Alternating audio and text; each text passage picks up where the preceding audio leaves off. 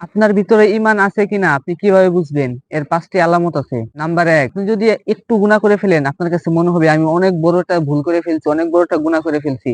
এর জন্য আল্লাহর কাছে মাফ চাওয়া উচিত। তাহলে বুঝবেন আপনার ভিতরে এখনো ঈমান আছে।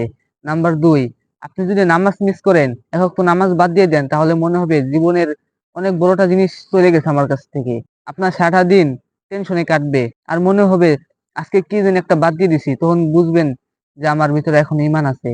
নাম্বার ৩, যদি কোথাও কোনো কোরআনের আয়াত হয় আর তখন যদি আপনি থেমে যান আর মনোযোগ সহকারে কোরআন শুনেন, তাহলে বুঝবেন আপনার ভিতরে এখনো ঈমান আছে। নাম্বার ৪, যদি আপনি রাতে একা, একা থাকেন আর আল্লাহর কথা শুনে যদি আপনার চোখে পানি আসে, আপনি কান্না করেন, আপনার পিছনে গুনাহ মনে করে, তাহলে বুঝবেন আপনার ভিতরে এখনো ঈমান আছে।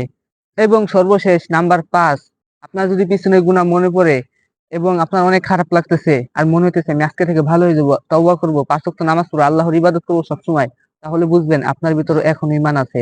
আর এই ৫ টির ভিতরে যদি একটাও না থাকে তাহলে দেরি না করে এখনই তওবা করুন। আল্লাহর পথে ফিরে আসুন। আল্লাহ তাআলা আমাদেরকে বুঝার তৌফিক দান করুক। আমিন। আসসালামু আলাইকুম ওয়া রাহমাতুল্লাহ।